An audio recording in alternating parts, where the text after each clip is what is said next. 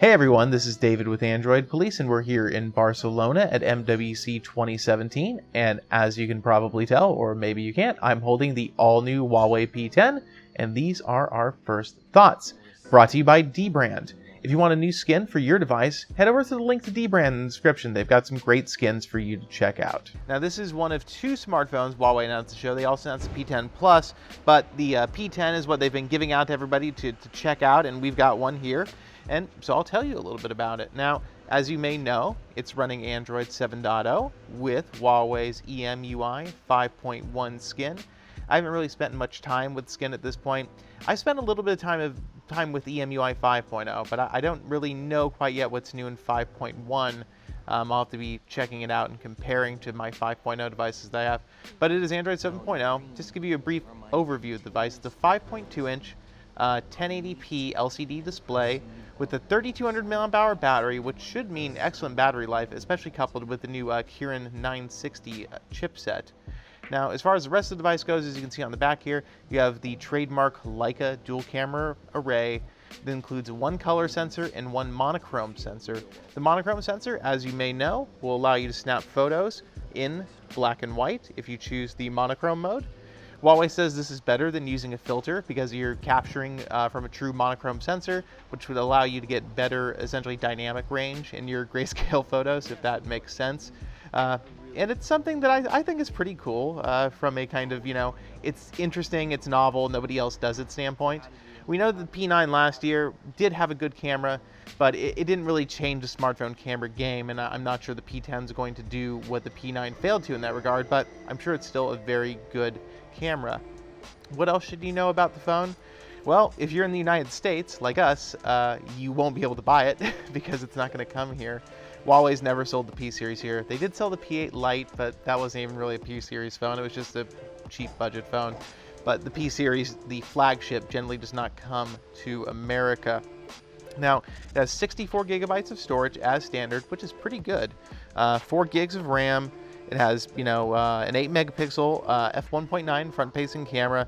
Generally, the specifications on this phone are very impressive. I would say maybe the screen is, maybe you would expect a QHD or at least a Super AMOLED panel at this price. And actually, let's talk about price. When this phone goes on sale in Europe, it will cost €649, which is pretty spendy. But at the same time, still cheaper than iPhone, still cheaper than Google Pixel, while, arguably offering you a significantly better value for your money overall. A lot of people have taken issue with the design of this phone, which they've called iPhone-esque. I don't disagree with that necessarily, but I think Huawei did a pretty good job, at least in this graphite black finish. There are a lot of colors this phone comes in, by the way. You've got this black color, which is easily my favorite of the bunch. It's not even a question. There's also a white version, a gold version, a silver version, I believe, and then there are these funky colors that they have. There's one that's blue. It has sort of a hologram effect to it. And then there's a green one that was developed in partnership with Pantone as part of their color of the year. So that's interesting, I suppose. But, the Huawei P10 seems like a perfectly competent high-end smartphone. I love the fingerprint scanner. It is super, super fast. Like, I have never used a fingerprint scanner this quick, and even the OnePlus 3T I don't think is quite as quick to re-recognize after you turn off the screen like that. The downside, obviously, I would say EMUI is still, even if they're making some positive changes in terms of notification handling and power management and getting more in line with stock Android, I just feel like EMUI makes a lot of aesthetic and layout changes that are just there to be there. And I'm not sure if I can just fall in love with EMUI or at least get used to it and be happy with it in the way even I can eventually settle with Samsung TouchWiz. And I know that's sacrilege to say.